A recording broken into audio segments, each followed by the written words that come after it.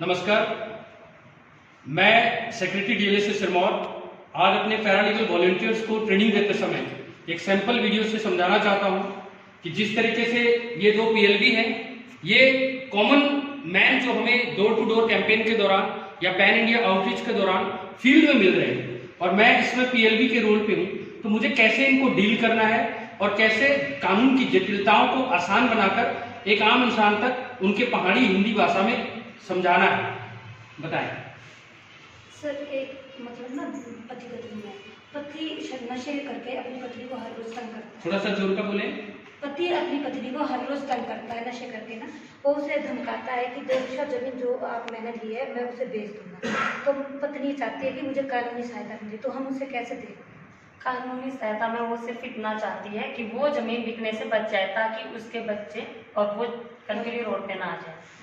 बिल्कुल, मैं आप दोनों को ये बताना चाहता हूं, भारत में औरतों को बतौर पत्नी ये अधिकार है, या अगर वो पत्नी की तरह रह भी रही है तो भी उसको अधिकार है डोमेस्टिक वायलेंस एक्ट में आकर पहले ही दिन वो जज साहब से एक रिस्ट्रेन ऑर्डर ले सकते हैं, protection order, entering protection order, यानी कि केस का फैसला तो शायद 1 साल बाद हो, उससे पहले ही वो एक प्रोटेक्शन ऑर्डर ले सकते हैं। प्रोटेक्शन ऑर्डर बहुत वाइड होता है, उसमें किसी प्रॉपर्टी को इधर उधर करने से भी रोका जा सकता है। इसमें कई बातें लेकिन हमें देखनी पड़ती हैं। क्या जो पति है उसको वो पैतृक संपत्ति आई है अपने पूर्वजों से, या फिर उसने खुद अर्जित किया है? अगर उसने खुद कमाया है तो कुछ हद तक ये अधिकार कम हो जाता है, क्योंकि अपने कमाए हुए प्रॉपर्टी को जो है कैसे भी किया जा सकता है, इधर उधर बेचा जा सकता है। लेकिन अगर बच्चा उस प्रॉपर्टी लेने से पहले पेट में आ चुका था तो एटलीस्ट उस बच्चे का हक बन जाता है, और माँ अपने बच्चे के बिहाफ से, क्योंकि वो 18 साल से नीचे है, तो माँ अपने बच्चे के बिहाफ से, मैं कानून की जटिलताओं में आपको फंसाना नहीं चाहता, लेकिन section 39 TPA transfer of property है, section 100 TPA transfer of property है। अगर यानी पति बेच भी देता है, ध्यान से सुने मेरी बात, मान लो वो ये सब चाहते हुए जब तक वो कोर्ट में आती वो बेच चुका है, मान लेते हैं आप आ जाए, इनको बेच दिया, इनको बेचने के बावजूद जो इनकी प्रॉपर्टी से पत्नी को पालन करना था अब इनको करना पड़ेगा।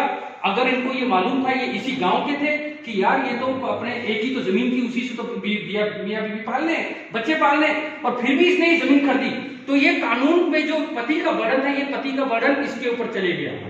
यानी कि लोगों को खरीदने से पहले भी ये वार्निंग मिलना चाहिए। तो आप उनको बोले कि भारत में जो लड़कियां हैं उनको बिल्कुल फ्री कानून है। फ्री कानून का मतलब आप उनको समझाएं। फ्री कानून का मतलब केवल ये नहीं है कि हम आपको एक एडवोकेट दे देंगे, हम एक पैनल लॉयर इधर है सौरभ जी। अब मान लो आप तो हमारे को मुंह से बोल सकते हैं, आप अनपढ़ हैं, आप पढ़ाई लिखाई नहीं कर सकते, कोई चक्कर नहीं। एक पीएलवी ने आपकी बात में पहुंचा दी है, ये खुद आपका एप्लीकेशन केवल आपसे अंगूठा लगवा लेंगे, और उसके बाद ये मेरी ड्यूटी होगी, मैंने इनको अपॉइंट किया, और ये आपको चिट्ठी मिल जाएगी और आप दोनों का फोन एक्सचेंज हो जाएगा। और जब ये कोर्ट में है तब इनको फोन ना करें, इनसे टाइम लेके इनसे बात करें। ये आपका केवल केस ड्राफ्ट नहीं करेंगे, केस केवल तैयार नहीं करेंगे, सेक्शन 39 है या 100 है या सेक्शन 9 सिविल प्रोसीजर कोड है या सेक्शन 12 और सेक्शन 18 डोमेस्टिक वायलेंस एक्ट है, वो सब बातें इनका, आपको जटिलताओं में नहीं जाना, आपको केवल हम तक पहुंचना है, वो इनके थ्रू आप पहुंच गए। अब हमने इनको ड्यूटी दे दी, अब आप बोलोगे सर ये तो 10 साल लग जाएगा, ऐसा नहीं है। जब हम किसी लीगल एड को ये देते हैं तो इसका पूरा कमांड हमारे पास होता है MMC, monitoring and mentoring committee में हम इनको एडवाइस भी दे सकते हैं। रामा रामेश्वरी की गाइडलाइन के हिसाब से डे टू डे लगाया जाए, प्रोटेक्शन ऑर्डर पहले ही ले लिया जाए, ताकि पति उसके बाद अगर कोई भी प्रॉपर्टी बेचता है वो कानून की नजर में क्या है, 0, क्योंकि आपने मुझसे क्या मांगा कि सर मेरी प्रॉपर्टी रुक जाए, फिलहाल मेरे बच्चे नहीं तो सड़क पे आ जाएंगे। बिल्कुल आपका हक है, और ये गलतफहमी है कि सेल्फ एक्वायर्ड यानी खुद कमाया है तो कहीं भी कुछ भी करे। अगर बच्चा उससे पहले पेट में आ गया था तो बच्चे का एटलीस्ट राइट उसी समय आ जाता है जब वो पेट में आता है, प्रॉपर्टी एग्जिस्टेंस में होती है, सेक्शन 8 लग जाता है, और इसीलिए ये आपका कानून है।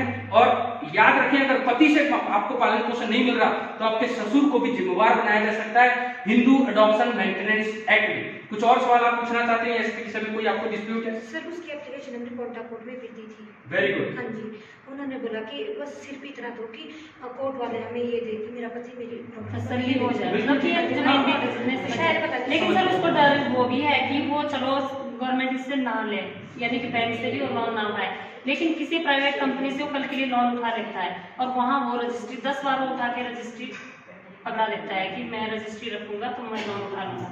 तो लेडीज की प्रॉब्लम ये है कि अगर 10,000 किस्त महीने की है तो उसकी इनकम इतनी नहीं है, वो नशेड़ी है, तो वो इतनी किस्त कहाँ से भरेगा? तो ये कल के लिए जब्त हो जाएगी रजिस्ट्री।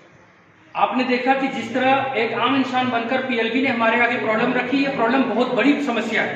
पति ऐसा ही करते हैं, वो क्या करते हैं, बैंक चले जाते हैं और लोन उठा लेते हैं, और फिर अचानक उस पति को कुछ हो गया तो पीछे सारी जिम्मेवारी एक औरत की रह जाती है जो कमा नहीं रही, और वो फिर टेंशन में आ जाती है कि मैं कैसे चुकाऊंगी। मैं आपको बता दूं, आप बैंक में एक रिप्रेजेंटेशन दे सकते हैं, अगर आपको नहीं आता हमारे पीएलबी के थ्रू दे सकते हैं। उसमें केवल इतना बता सकते हैं कि ठीक है, मोर्गेज करना, गिरवी रखना एक अधिकार है, जो प्रॉपर्टी का मालिक है उसका अधिकार है, आप उसको रोक नहीं सकते, भारत की कोई अदालत नहीं रोक सकती। लेकिन ये बैंक को पता होना चाहिए कि इसके ऊपर लायबिलिटी क्या है, और वो लायबिलिटी होती है, मैंने आपको बताया था, सेक्शन 100 और section 39 TPA transfer property act. हर प्रॉपर्टी में पत्नी के मेंटेनेंस का, उसका प्री एग्जिस्टिंग राइट बोलते हैं इसको, पत्नी जिस दिन पत्नी बन जाती है, पति की प्रॉपर्टी में मेंटेनेंस पाने का उसका हक है, ये चैरिटी नहीं है। और इस बात का बैंक को केवल नॉलेज में ले आना चाहिए। बैंक उसके बावजूद गिरवी दे सकती है, वो उसका अधिकार है, लेकिन बैंक आपकी सॉल्वेंसी भी देखती है, जो जिम्मेवारी ले रहा है वो भी देखती है, और जो इस नॉलेज के साथ ले रहा है फिर उसकी जिम्मेवारी फिक्स होती है। और इसका ये मतलब नहीं है कि मालिक वो नहीं रहा, मालिक अभी भी आपका पति ही है जिसने गिरवी रखवाया है, और अगर आपके पति को खुदा ना चाहे या भगवान ना चाहे कुछ हो जाए तो ये प्रॉपर्टी आप ही को आएगी। और जो ये जानकारी के बावजूद उनसे कुछ ले रहा है, कानून उसके पक्ष में नहीं होता। हाँ, जिसको कोई जानकारी नहीं है और फिर वो दे रहा है, कानून उसको बचा लेती है। तो ये आपकी ड्यूटी है कि आप पीएलबी के थ्रू एक रिप्रेजेंटेशन जरूर दे के रखें कि मैं सड़क पे आ जाऊंगी, एक ही स्रोत है, जज साहब के पास में गई अपना मेंटेनेंस लगाने तो उसने तुरंत वो दे के गिरवी रख के पैसा ले लिया। ये रोज होता है। हमारे पैनल लॉयर्स सिविल जज के पास जाकर आपसे इंजंक्शन दिला सकते हैं।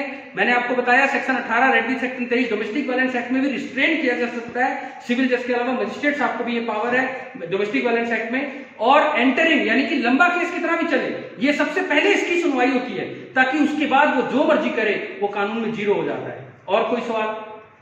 धन्यवाद।